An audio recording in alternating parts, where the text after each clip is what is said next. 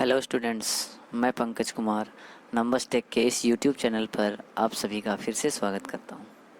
Students, आज हम लोग मैथ्स नहीं बल्कि साइंस पढ़ेंगे और ये जो टॉपिक मैं आपके सामने आज लेकर के प्रेजेंट हूं, ये क्लास 9 का टॉपिक है। आज हम लोग मोशन चैप्टर से रिलेटेड कुछ बातें सीखेंगे, है ना। मोशन से चलिए स्टार्ट करते हैं।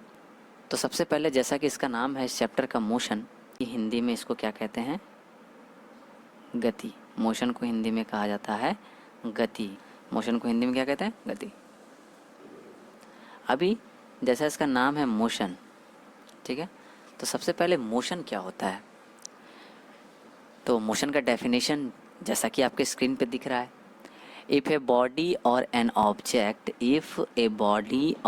Object changes its position with respect to time, then the body is said to be in motion। इसका क्या मतलब?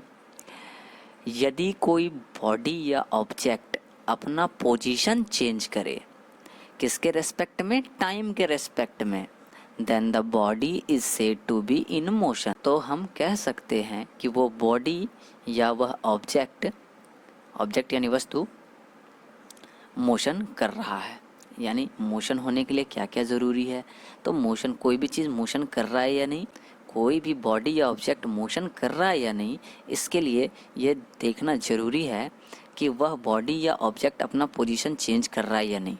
जैसे सपोज डैट यहाँ पर एक बॉडी ए है इस पॉइंट पे, ठीक है, और अभी घड़ी में कुछ टाइम हो रहा है हमारा, ठीक है, अभी कुछ टाइम हो रहा है। ठीक 10 सेकंड के बाद अगर आप घड़ी देख रहे हो, 10 सेकंड के बाद ये जो बॉडी है ये चलाता है यहाँ इस पॉइंट पे, बी पॉइंट पे। तो बताओ, अभी ये बंदा इस पॉइंट पे था, ए पॉइंट पे बैठा हुआ था। थोड़ी देर बाद जब हमने 10 सेकंड के बाद देखा, 10 सेकंड के बाद, तो ये बंदा इस पोजीशन पे आ गया। ये जो बंदा यहाँ पे बैठा हुआ था ए पॉइंट पे, वो कहाँ आ गया? बी पॉइंट पे, है ना। तो बताओ, इसका पोजीशन चेंज हुआ ना?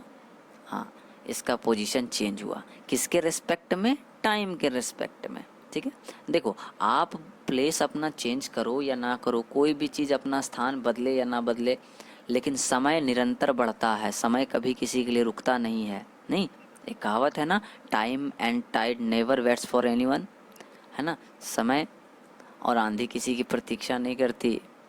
तो समय हमेशा बढ़ता रहता है, हमेशा बढ़ता रहता है, ठीक है। अब सवाल ये है कि अगर कोई वस्तु या ऑब्जेक्ट अपना पोजीशन चेंज करे इस समय के साथ, तो हम कह सकते हैं कि वो वस्तु या वह बॉडी क्या चीज़ में है? मोशन में है, ठीक है। तो मोशन करने के लिए प्लेस को चेंज करना ज़रूरी है with respect to time. Clear हुआ? इसका एग्जाम्पल देखो, walking a man, running a car. एक आदमी जो चल रहा है वो क्या कर रहा है? मोशन कर रहा है। एक कार जो कि दौड़ रही है वो क्या कर रही है? मोशन कर रही है। क्लियर? आसान है। अब कोई बॉडी अगर मोशन कर रहा है तो ऐसा भी तो हो सकता है कि कोई बॉडी मोशन ना कर रहा हो। तो ऐसे बॉडीज को या ऐसे ऑब्जेक्ट को क्या बोलेंगे? तो ऐसे ऑब्जेक्ट को बोलेंगे किस पोजीशन में है? रेस्ट में है। किस में है? रेस्ट में है। चलिए इसका डेफिनेशन देख लेते हैं। इफ ए बॉडी और an object does not changes its position with respect to time, then the body is said to be in rest। अभी देखो, मान लो कोई बॉडी ये है, ये एक बॉडी है या ऑब्जेक्ट है, ए पॉइंट पे है। 10 सेकंड बीता, 10 सेकंड बीता तो भी ये बॉडी कहाँ पे है? यहीं पे है। चलो आधा घंटा बीता, 30 मिनट बीत गए, है ना, तो भी ये बॉडी कहाँ पे है? यहीं पे है, ए पॉइंट पे ही है ना। तो बताओ, क्या ये बॉडी मोशन कर रहा है? नहीं कर रहा है। समय तो बढ़ता जा रहा है, लेकिन इसका प्लेस वहीं का वहीं है। तो हम कह सकते हैं कि यह बॉडी या यह ऑब्जेक्ट किस पोजीशन में है? तो रेस्ट में है। क्लियर? क्लियर? चलिए इसका एग्जाम्पल देखते हैं। तो एक पोल यानी एक खंभा क्या मोशन करता है? नहीं। एक खंभा है, जहाँ गड़ा हुआ है वहीं पे गड़ा हुआ है। अभी देखा वहीं है, आधे घंटे बाद देखा वहीं है, 2 दिन बाद देखा तो भी वहीं है। यानी कि ये किस पोजीशन पे है? ये पोल रेस्ट में है। Clear? A man sitting on A park, ठीक है। एक बंदा है जो कि अभी मैंने देखा कि वो किसी पार्क में बैठा हुआ है, हाफ घंटे के बाद मैंने फिर देखा तो वो वहीं बैठा हुआ है। तो हम कह सकते हैं कि वो बंदा किस पोजीशन पे है? तो हम कह सकते हैं वो बंदा रेस्ट में है। क्यों? क्योंकि इसने अपना पोजीशन चेंज नहीं किया with respect to time. Clear है? क्लियर है? तो समझ में आई बात, मोशन क्या होता है और रेस्ट क्या होता है। ठीक, अब चूंकि हम लोग इस चैप्टर का नाम मोशन है तो हम लोग किसकी बात करेंगे? मोशन वाले ऑब्जेक्ट की। ठीक है, रेस्ट की बात नहीं करेंगे। ठीक है, क्लियर? तो मोशन चैप्टर अब हम लोग पढ़ते हैं। अब मोशन जान लेने के बाद एक बात और जानना जरूरी है। कौन सा बात? तो चूँकि हम लोग फिज़िक्स पढ़ रहे हैं ना, साइंस में फिज़िक्स पढ़ रहे हैं, और फिज़िक्स में एसआई यूनिट का पता होना बहुत ज़रूरी है। बिना एसआई यूनिट के फिज़िक्स पॉसिबल नहीं है ना। हर जगह हर मोड़ पे आपको मिलेगा फिज़िक्स में एसआई यूनिट। तो क्यों ना इसको समझ लिया जाए क्या है ये, है ना। चलिए, सबसे पहले एसआई यूनिट। एसआई यूनिट को हिंदी में बोलें तो बोलेंगे एसआई मात्रक। ठीक है, और एसआई का फुल फॉर्म, एसआई यूनिट का फुल फॉर्म होता है इंटरनेशनल सिस्टम ऑफ यूनिट। देखो तो, S for system, I for international और यूनिट फॉर यूनिट। थोड़ा सा उल्टा लिखा हुआ है, नहीं लिखना चाहिए था आईएस यूनिट, नहीं तब ना होता international system of unit, but लिखा है ऐसा यूनिट, तो इंटरनेशनल सिस्टम ऑफ यूनिट। ठीक है, system international of unit, system international unit बोलते तो थोड़ा उटपटांग लगता है ना। तो इस चीज़ को सीक्वेंस वे में या फिर मीनिंगफुल सेंटेंस में लिखने के लिए हम लोग ऐसे लिखते हैं, international system of unit. S for system, I for international and unit for unit. Clear? Full form समझ में आया? चलिए, अभी देखते हैं कि क्या होता है ये ऐसा यूनिट। पहला जो होता है वो MKS सिस्टम और दूसरा जो होता है वो होता है CGS सिस्टम। ठीक, MKS सिस्टम, CGS सिस्टम। तो MKS सिस्टम क्या है? MKS सिस्टम जो है वो है M for Mukesh, K for Kumar, S for Singh. नहीं, मुकेश कुमार सिंह है कि नहीं? नहीं, ऐसा नहीं है। M for metre, K for kilogram और S for second. Metre, kilogram, second is called MKS। ठीक ठीक, चलिए अब उसी तरह CGS में C for centimetre, G for gram और S फॉर सेकेंड। तो सेंटीमीटर, ग्राम, सेकेंड। ठीक ठीक, अब देखिए हम लोग जो SI यूनिट का जो स्टैंडर्ड फॉर्म होता है वो CGS सिस्टम नहीं होता। वो क्या होता है? वो MKS सिस्टम को हम लोग, इस सिस्टम को हम लोग स्टैंडर्ड यूनिट बोलते हैं, नहीं स्टैंडर्ड फॉर्म बोलते हैं। ऐसा यूनिट का स्टैंडर्ड फॉर्म कौन सा सिस्टम है भाई? कोई पूछेगा ऐसा यूनिट का स्टैंडर्ड फॉर्म कौन सा है तो बोलेंगे MKS सिस्टम। क्या बोलेंगे? MKS सिस्टम, CGS सिस्टम नहीं बोलेंगे। क्लियर है? क्लियर? चलिए अब देखते हैं कि MKS सिस्टम या CGS सिस्टम में जो टर्म्स यूज हुए हैं, M for metre, K for kilogram, S for second, C for centimetre, G for gram and S for second. तो ये मीटर किस चीज़ का यूनिट है बताओ तो मीटर है डिस्टेंस का यूनिट। किसका यूनिट होता है? डिस्टेंस, या कह सकते हैं पोजीशन का, या फिर कह सकते हैं किसका? पोजीशन का। नहीं तो पोजीशन, अगर किसी चीज़ का पोजीशन बताना है, डिस्टेंस बताना है, लेंथ बताना है, तो उसका ऐसा यूनिट क्या होता है? मीटर। क्या होता है? मीटर। क्लियर? हम लोग बोले ना सेंटीमीटर क्यों नहीं बोले, क्योंकि ये भी तो ऐसा यूनिट का पार्ट है। बट अभी अभी हमने कहा ना ऐसा यूनिट का स्टैंडर्ड फॉर्म कौन सा? MKS। ठीक है, तो इसकी बात करेंगे, इसकी बात नहीं करेंगे, CGS की बात नहीं करेंगे। क्लियर? चलिए, तो मीटर किसका यूनिट होता है? डिस्टेंस का, पोजीशन का या लेंथ का। ठीक, किलोग्राम किसका यूनिट होता है? बोलो तो किलोग्राम किसका होता है? नहीं, गलत, वेट का नहीं होता। आज से याद रखना, मास का होता है। वेट अलग चीज़ है, मास अलग चीज़ है। ठीक है, तो केजी किसका यूनिट होता है? मास का। किसका होता है? मास का। तो मास को हिंदी में हम लोग बोलते हैं द्रव्यमान। क्या बोलते हैं? द्रव्यमान। ठीक है, ठीक। तो वेट क्या होता है? वेट क्या होता है? तो वेट जो होता है, वेट एक तरह का फोर्स है। वेट एक तरह का फोर्स है और वेट का एसआई मात्रक न्यूटन होता है। क्या होता है? न्यूटन। और वेट का फॉर्मूला होता है, क्या होता है? m into g. m into g, m for mass, g for gravity, g for gravity. ठीक है। तो ये वेट नहीं है, किलोग्राम किसका यूनिट है? मास का। मास मीन्स द्रव्यमान।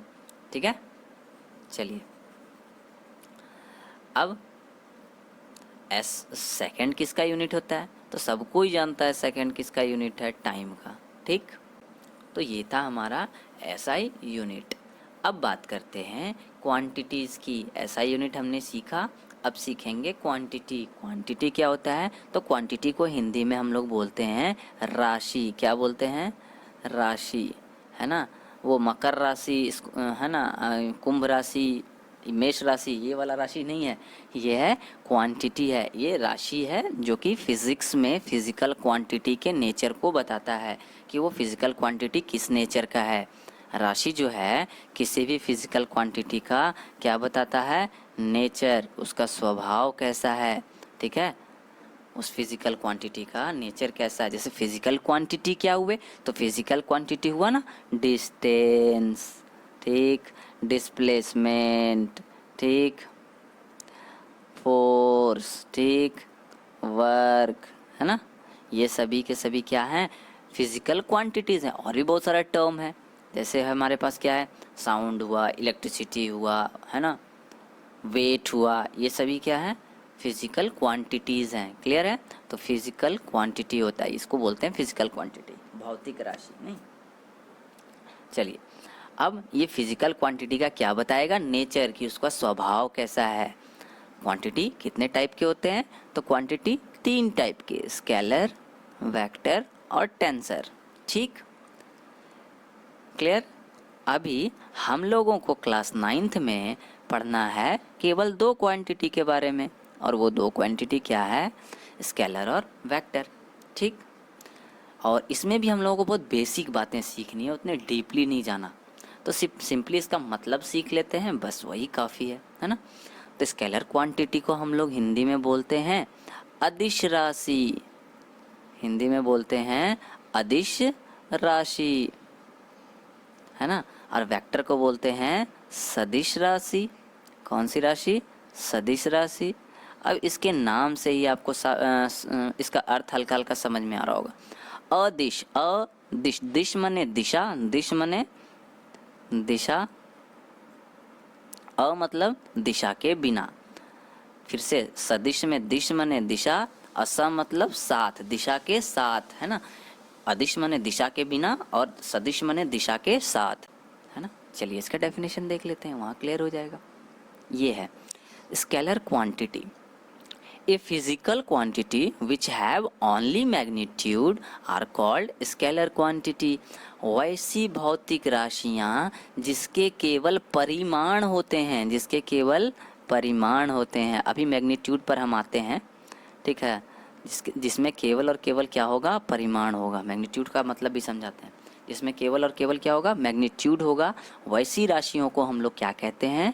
Scalar quantity. तो इसका डेफिनेशन बड़ा सिंपल है, याद करना है, आसान है।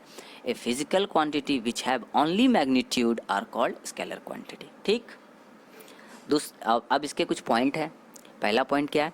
It can not be zero और नेगेटिव। तो भैया स्केलर क्वांटिटी में जो भी फिजिकल क्वांटिटी स्केलर क्वांटिटी होगा, वो उसकी वैल्यू ज़ीरो नहीं हो सकती और उसका वैल्यू नेगेटिव नहीं हो सकता। तो ज़ीरो नहीं हो सकता, नेगेटिव नहीं हो सकता, तो आखिर होगा क्या? तो सिर्फ और सिर्फ पॉजिटिव होगा। सिर्फ और सिर्फ क्या होगा? पॉजिटिव होगा। क्लियर। चलिए और एक और पॉइंट है, इट परफॉर्म्स डॉट प्रोडक्ट। ये आपको सीनियर क्लास में पढ़ना है, क्लास 11 में, बट फिर भी हम इसको क्लियर करेंगे, लेकिन नेक्स्ट क्लास में, इस क्लास में नहीं। ठीक है। इट परफॉर्म्स डॉट प्रोडक्ट, ये कैसा गुणा शो करता है? डॉट गुणा।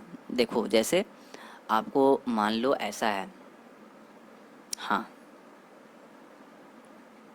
एक फार्मूला लेते हैं फोर्स का। फार्मूला क्या होता है? Mass into acceleration. अब एक फॉर्मूला लेते हैं वर्क का, फोर्स इनटू डिस्प्लेसमेंट। यहाँ पर आप देखिए हमने लिखा फोर्स बराबर m इंटू ए, यहाँ पे W बराबर F इंटू एस, है ना, दोनों ही इंटू है, लेकिन एक इंटू में एक मल्टीप्लिकेशन में हमने डॉट लगाया है और एक मल्टीप्लिकेशन में हमने क्रॉस लगाया है। तो फिजिक्स में गुणा करने के तरीकों, फिजिक्स में गुणा करने का ये जो सिंबल है ना, इसके भी मायने होते हैं, है ना। अगर कोई दो physical quantity dot product show कर रहा है ना, ये दोनों डॉट प्रोडक्ट शो कर रहा है, तो इसका रिजल्टेंट यानी कि वर्क, ये किसका फॉर्मूला है, वर्क का। तो इसका जो रिजल्टेंट होगा वो हमेशा स्केलर होगा, वो क्या होगा, स्केलर होगा। क्लियर। और वैसे फिजिकल क्वांटिटीज जो क्रॉस प्रोडक्ट शो कर रहे होंगे, तो वैसे फिजिकल क्वांटिटी का रिजल्टेंट हमेशा वेक्टर होगा। क्या होगा, वेक्टर। तो इस पर भी आएंगे डिटेल में, ठीक है, आज नहीं, आज डॉट प्रोडक्ट नहीं, क्रॉस प्रोडक्ट नहीं, आज केवल बेसिक। ठीक, कल सीखेंगे कि कौन से राशि डॉट प्रोडक्ट शो करते हैं और कौन से राशि क्रॉस प्रोडक्ट शो करते हैं। ठीक है, और डॉट प्रोडक्ट किस अंदाज में किया जाता है और क्रॉस प्रोडक्ट करने का तरीका कैसा है। ठीक, तो पहले स्केलर क्वांटिटी का डेफिनेशन हमने जाना है। Physical quantity which have only magnitude are called scalar quantity. It can not be zero और negative, it performs dot product. अगर ये जीरो और नेगेटिव नहीं होगा तो कैसा होगा, पॉजिटिव होगा। क्लियर। अब इसमें एक टर्म यूज हुआ है मैग्नीट्यूड। तो मैग्नीट्यूड को हिंदी में बोलते हैं परिमाण। इसको देखो, आप समझो ये क्या है। आप किसी दुकान पर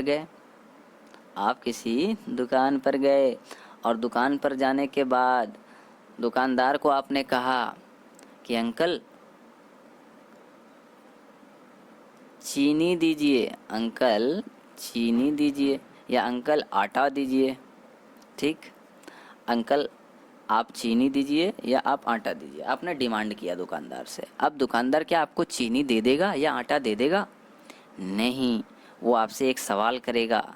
सवाल क्या करेगा, कितना।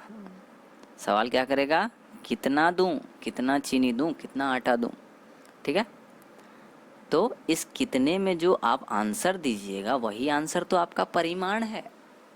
इस कितने का जो आपने आंसर दिया, जैसे आपने क्या कहा, चीनी चाहिए 2 kg, तो ये 2 kg क्या है, मेरा परिमाण है, यानी मैग्नीट्यूड है। मैग्नीट्यूड है, किस चीज़ का मैग्नीट्यूड है, शुगर का, चीनी का। ठीक है, आपने 10 किलो जवाब दिया। ठीक है, आटा कितना चाहिए भाई, तो आपने कहा 10 किलो, 10 किलोग्राम। तो आपने आटे का क्या बताया, मैग्नीट्यूड। क्या बताया, मैग्नीट्यूड। क्लियर हुआ मैग्नीट्यूड। चलिए एक और एग्जांपल, लूज़ कपड़ा जो बेचता है ड्रेसेस वगैरह के लिए, हाँ, वहाँ गए, आपने बोला अंकल जी कपड़ा दीजिए, तो क्या दुकानदार आपको दे देगा कपड़ा? नहीं, वो आपसे पूछेगा ना कितना मीटर चाहिए भाई, तो आप बोलोगे 2 मीटर। तो ये 2 मीटर क्या है, मैग्नीट्यूड। क्या है, मैग्नीट्यूड। क्लियर हुआ। अब क्लियर हुआ मैग्नीट्यूड क्या होता है। चलिए, तो वैसा फिजिकल क्वांटिटी जिसमें सिर्फ मैग्नीट्यूड हो, वैसे फिजिकल क्वांटिटी को हम लोग क्या कहते हैं, स्केलर। ठीक, स्केलर समझ में आई। अब चलिए वेक्टर। वेक्टर को हिंदी में कहते हैं सदिश राशि। अभी अभी मैंने बताया था, सदिश राशि। ठीक है, अभी अच्छा एक चीज़ बताओ, स्केलर क्वांटिटी में क्या डायरेक्शन का कहीं भी चर्चा हुआ? नहीं, इसके पास केवल और केवल क्या है, मैग्नीट्यूड। चलिए वेक्टर देखते हैं। A physical quantity which have magnitude as well as direction are called vector quantity. वैसी भौतिक राशियाँ जिसके पास परिमाण के साथ साथ दिशा भी हो, परिमाण के साथ साथ क्या हो, दिशा भी हो, तो वैसी भौतिक राशियों को, वैसे फिजिकल क्वांटिटी को हम लोग क्या कहते हैं, वेक्टर क्वांटिटी। क्या कहते हैं, वेक्टर क्वांटिटी। अब चूंकि ये वेक्टर है तो ये पॉजिटिव तो होगा ही होगा, चाहे वो वेक्टर हो या स्केलर। ये साथ साथ नेगेटिव भी होता है और जीरो भी हो सकता है, ये नेगेटिव भी हो सकता है और जीरो भी हो सकता है, याद रखने वाली बात, VVI पॉइंट। ठीक, vector quantity can be positive, can be negative and can be zero. It performs cross product. ये किस तरह का गुणा शो करता है, क्रॉस प्रोडक्ट, है ना, ये क्रॉस प्रोडक्ट शो करता है। तो क्लियर हुआ वेक्टर क्वांटिटी क्या। तो वैसी भौतिक राशि जिसमें मैग्नीट्यूड के साथ साथ क्या हो, डायरेक्शन हो। क्या हो, डायरेक्शन हो। तो वैसे क्वांटिटी को क्या कहते हैं, वेक्टर क्वांटिटी। अब समझते हैं कि ये वेक्टर क्वांटिटी मतलब दिशा के साथ कैसे। एक एग्जाम्पल, जैसे आप एक चौराहे पर खड़े हैं, यहाँ ये एक चौराहा है, इधर भी रास्ता जा रहा है, इधर भी रास्ता जा रहा है, इधर भी रास्ता जा रहा है, इधर भी रास्ता जा रहा है। आप इस जगह पे खड़े हो, आपको कहीं जाना था और आपने यहाँ पर खड़े एक व्यक्ति से पूछा बस स्टैंड किधर है। आपने यहाँ खड़ा होकर क्या पूछा, बस स्टैंड किधर है, बस स्टैंड किधर है। आपने खड़े होकर के क्या पूछा यहाँ पे कि बस स्टैंड किधर है। अब उस बंदे ने आपको वो जल्दी में था, उसने कहा यहाँ से 3 किलोमीटर दूर, यहाँ से 3 किलोमीटर दूर है, आप चले जाएं। अब 3 किलोमीटर वो बोल करके चला गया। जाने के बाद आप अपना सर खुजा रहे हो और पूछ रहे हो यार ये 4 रास्ते हैं, 4 रास्ते में किधर 3 किलोमीटर जाऊं। इसने तो केवल मैग्नीट्यूड बता दिया आपको। क्या बतला दिया, मैग्नीट्यूड। लेकिन क्या आपको डायरेक्शन बताया, नहीं बताया। क्या आप बस स्टैंड के पास जा पाओगे, नहीं जा पाओगे, है ना। अब यहीं पर वेक्टर क्वांटिटी का जन्म होता है। यदि उस बंदे ने आपसे कहा होता 3 किलोमीटर ईस्ट की तरफ चले जाइए भैया, आपको मिल जाएगा बस स्टैंड, तब आप आसानी से एकदम बस स्टैंड डायरेक्ट पहुंच जाते, कोई दिक्कत नहीं था। एकदम यहाँ से चलते, यहाँ एकदम जाते, यहाँ बस आपके लिए बस क्या है, यहाँ पे रेडी है ना। तो एक डायरेक्शन के जोड़ देने से आपका मुश्किल हल हो गया नहीं। तो इस मैग्नीट्यूड के साथ अगर डायरेक्शन आ जाए तो वैसे फिजिकल क्वांटिटी को हम लोग क्या कहते हैं, वेक्टर क्वांटिटी। क्या कहते हैं, वेक्टर क्वांटिटी। Clear, clear. चलिए अब आगे बढ़ते हैं। अब आते हैं फिजिकल क्वांटिटीज़ पे। तो जो पहला फिजिकल क्वांटिटी है जिसके बारे में पढ़ना है वो है डिस्टेंस। वो क्या है, डिस्टेंस। डिस्टेंस आप लोग जानते हैं, डिस्टेंस को हिंदी में क्या कहते हैं, दूरी। क्या कहते हैं, दूरी। ठीक। It is the actual length of path covered by a moving body और ऑब्जेक्ट। ठीक है, यदि कोई बॉडी मूव कर रहा है, हमने बोला ना ये चैप्टर किस चीज़ का है, मोशन का है। अगर चीज़ें मोशन कर रही होंगी तभी यहाँ पे फिजिकल क्वांटिटी का जन्म होगा। ठीक। तो पहला फिजिकल क्वांटिटी क्या, अगर मोशन चैप्टर पढ़ रहे हैं तो पहला फिजिकल क्वांटिटी क्या, डिस्टेंस। तो डिस्टेंस का definition, it is the actual length of path covered by a moving body और ऑब्जेक्ट। ठीक।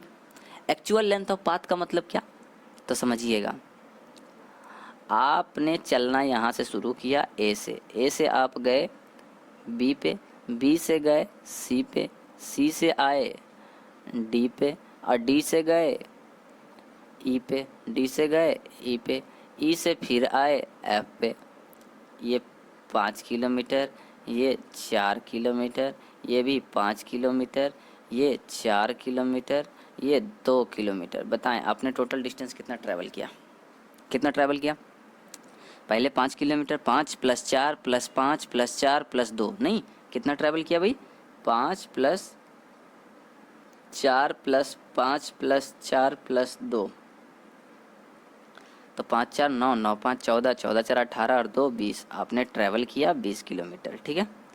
तो कहने का मतलब है कि ये जो है पाथ पे, सॉरी, ये जो पाथ के रास्ते की लंबाई जिधर से आपने ट्रैवल किया है उस रास्ते का ये लंबाई होता है, एक्चुअल लेंथ होता है। नहीं, यहाँ गए, फिर यहाँ गए, फिर यहाँ गए, फिर यहाँ गए और लास्ट में यहाँ आए। ठीक। तो जितने आपकी रास्ते की लंबाई, जिस पर आप चल रहे हो उस रास्ते की जितनी लंबाई होगी, है ना, वही आपका डिस्टेंस हो जाएगा। ठीक। मतलब आप जिधर से भी गए हो वही आपका डिस्टेंस है, चाहे आप ऐसे ऐसे जा कर के, ऐसे जा कर के, ऐसे जा कर के, ऐसे क्यों ना जाए। तो जैसे जैसे आप गए हो वही आपका डिस्टेंस है। क्लियर।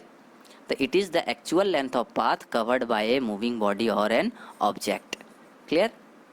चलिए अब इसको डिनोट किससे करते हैं। तो अभी तक हम लोग डिस्टेंस को कैसे डिनोट करते, जो मर्जी होता था उसी चीज़ से डिनोट कर देते थे, बट नहीं, फिजिक्स में ऐसा नहीं है। फिजिक्स में अब से डिस्टेंस को एस से डिनोट करेंगे, स्मॉल एस से। ठीक है, क्लियर, क्लियर। चलिए अब it is a scalar quantity. ये कैसा राशि है भाई, स्केलर क्वांटिटी है। तो जब ये स्केलर क्वांटिटी है तो क्या होगा इसमें, जब ये स्केलर क्वांटिटी है तो क्या होगा इसमें, इसमें ओनली मैग्नीट्यूड होगा, ओनली मैग्नीट्यूड हो, जिधर मर्जी उधर चल दिए, ऐसे ऐसे ऐसे ऐसे जैसे मर्जी वैसे चलें, है ना। सभी का लेंथ को प्लस कर देना, यही आपका आंसर हो जाएगा, है ना। सभी लेंथ को प्लस कर देंगे, यही इसका आंसर हो जाएगा। तो इसके पास सिर्फ और सिर्फ मैग्नीट्यूड होता है, इसको डायरेक्शन से कोई लेना देना नहीं है, इसीलिए ये कैसा क्वांटिटी है, स्केलर क्वांटिटी। अब डिस्टेंस, अब चूंकि स्केलर है तो ये ना तो जीरो होगा और ना ही नेगेटिव होगा, ठीक। चलिए, यदि कभी ऐसा हो कि आपको बोल दे ज़बरदस्ती कोई कि नहीं चलिए डिस्टेंस ज़ीरो है, डिस्टेंस क्या है, ज़ीरो है, तो कहेंगे कि हाँ ठीक है, अगर आप ज़बरदस्ती कर रहे हो तो ठीक है, तो वो बॉडी मोशन में है ही नहीं, वो बॉडी किस चीज़ में है, रेस्ट में है, क्योंकि वो चला ही नहीं, इसीलिए तो उसने जीरो डिस्टेंस ट्रैवल किया। अब जब डिस्टेंस जीरो ट्रैवल किया तो वो मोशन किया ही नहीं, और जब मोशन किया ही नहीं तो वो क्या है, रेस्ट है, वो क्या है, रेस्ट है। Clear, clear. चलिए, अब the SI unit of distance, distance का एसआई यूनिट सबको ही जानता है, क्या होता है, मीटर। क्या होता है, मीटर। नहीं, डिस्टेंस का एसआई यूनिट क्या होता है, मीटर। चलिए, डिस्टेंस क्लियर हुआ, क्लियर हुआ। चलो, अब बात करते हैं किसकी, डिस्प्लेसमेंट की। तो डिस्प्लेसमेंट क्या है, डिस्प्लेसमेंट का पहले मीनिंग समझते हैं। डिस्प्लेसमेंट जो है, डिस्प्लेसमेंट को हिंदी में कहते हैं विस्थापन। इसको क्या बोला जाता है, यहाँ लिखता हूँ, विस्थापन, विस्थापन, विस्थापन, ठीक। अब ये क्या होता है, पहले इसका डेफिनेशन फिर इसका मतलब। It is the shortest straight line distance between final and initial position. ये जो है, जैसे मान लो कोई बॉडी यहाँ से यहाँ से यहाँ, यहाँ से यहाँ, यहाँ,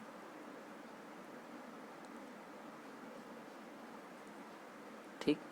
एक बंदा है जो कि ऐसे गया, ऐसे गया, ऐसे गया, ऐसे गया, ऐसे गया, ऐसे गया, और फाइनली ऐसे आकर के यहाँ बी पॉइंट तक आया, ठीक। ए से चलना शुरू किया एक आदमी, चलते चलते चलते चलते कहाँ आया, बी पे आया, ठीक। अब बताओ, कोई अगर आपसे पूछे कि इसका डिस्टेंस कितना होगा, तो हम लोग बोलेंगे ना, ये दूरी प्लस ये दूरी प्लस ये दूरी प्लस ये दूरी प्लस ये दूरी प्लस ये दूरी प्लस ये दूरी, है ना। सबको ऐड कर देंगे तो वो उसका डिस्टेंस हो जाएगा। लेकिन डिस्प्लेसमेंट क्या होता है, डिस्प्लेसमेंट होता है shortest straight line distance between final and initial position. बताओ, इसका फाइनल पोजीशन कौन हुआ, लास्ट में कहाँ पहुंचा, बी पे। शुरुआत में कहाँ था, ए पे, है ना। इन दोनों के बीच का शॉर्टेस्ट स्ट्रेट लाइन, शॉर्टकट कौन सा होगा, जल्दी बताओ, जल्दी बताओ। ये होगा ना, यहाँ से यहाँ तक का ये दूरी, है ना, ये होगा शॉर्टेस्ट स्ट्रेट लाइन डिस्टेंस। यही शॉर्टेस्ट या शॉर्टकट क्या कहलाता है, डिस्प्लेसमेंट। क्या कहलाता है, डिस्प्लेसमेंट। क्लियर, क्लियर, ठीक। अगर मान लो इसका डिस्टेंस आपको ऐसे बोला जाए, ये दूरी है ना 5 किलोमीटर, 4, 3, 2, 6, ये हो गया 11, ठीक। तो बताएं ये शॉर्टेस्ट स्ट्रेट लाइन डिस्टेंस कितना होगा, तो इसका अपोजिट वाला साइड देख लो, 6 है, तो ये भी कितना हो जाएगा, 6, ठीक। तो हम कह सकते हैं कि डिस्प्लेसमेंट जो होता है वो क्या होता है, shortest straight line distance between final and initial position. तो शुरुआती और अंतिम बिंदु और शुरुआती बिंदु के बीच का जो सबसे छोटा सरल रेखा जो होगा वही तो होगा हमारा विस्थापन, है ना। वही होगा हमारा क्या, डिस्प्लेसमेंट। वही क्या होगा, डिस्प्लेसमेंट। अब देखिए, अब इसके बारे में एक दो पॉइंट लिखा है, पहले उसको समझते हैं, फिर कुछ एग्जाम्पल देखेंगे। It is denoted by the symbol of S, के ऊपर में ये तीर, एस के ऊपर क्या है, एस के ऊपर ये एरो है, ठीक। कि ये एरो क्यों है बता रहे हैं। It is a vector quantity, it is a vector quantity. सोचो कि अगर ये एरो नहीं रहता, सिर्फ एस रहता, तो इसको हम लोग क्या कहते हैं, तो इसको हम लोग बोलते हैं ना डिस्टेंस। क्या बोलते हैं, डिस्टेंस। क्लियर।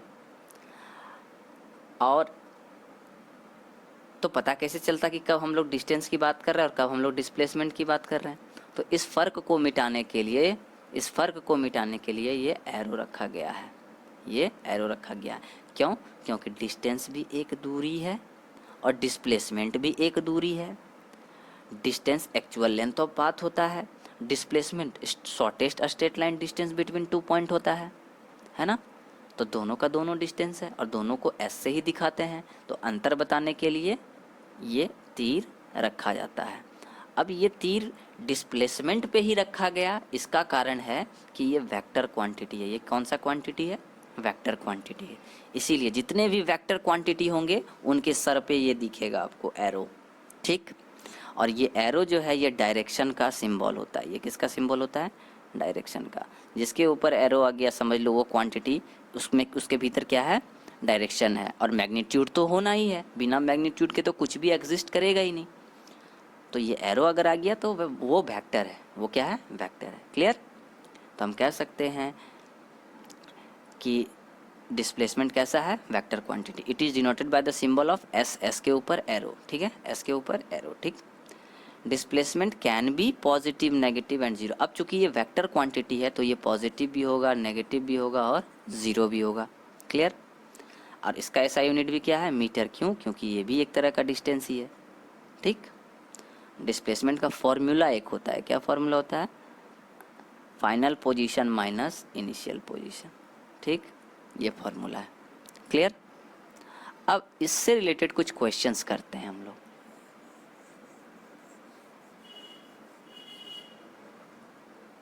चलो, एक बंदा है जो कि ए से चलना शुरू किया, बी को गया, और बी से चलना शुरू किया और सी को गया। ए से बी, बी से सी, ठीक।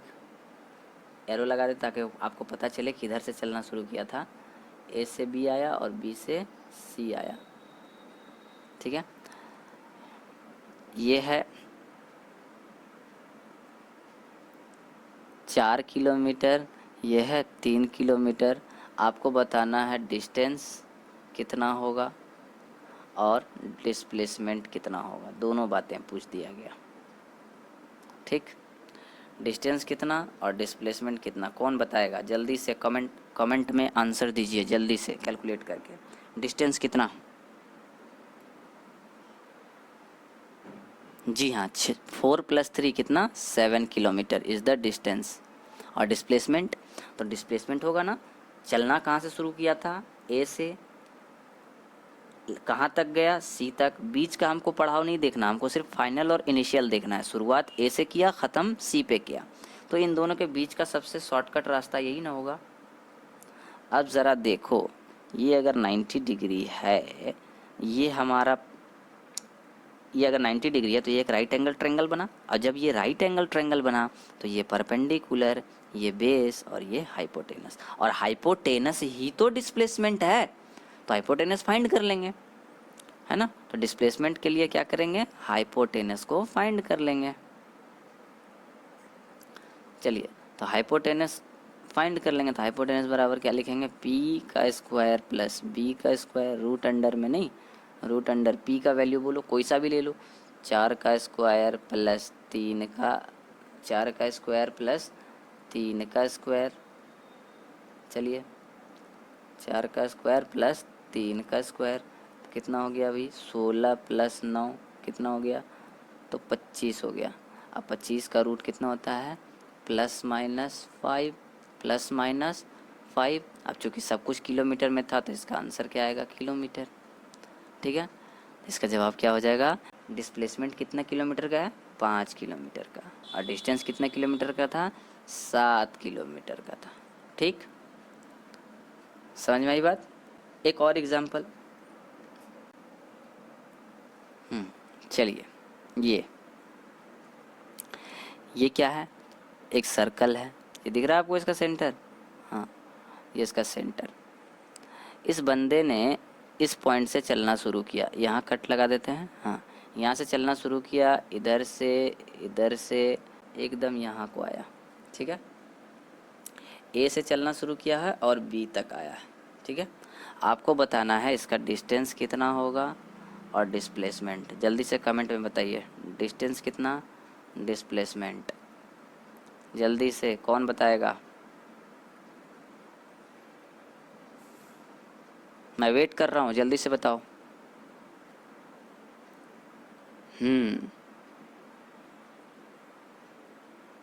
चलिए,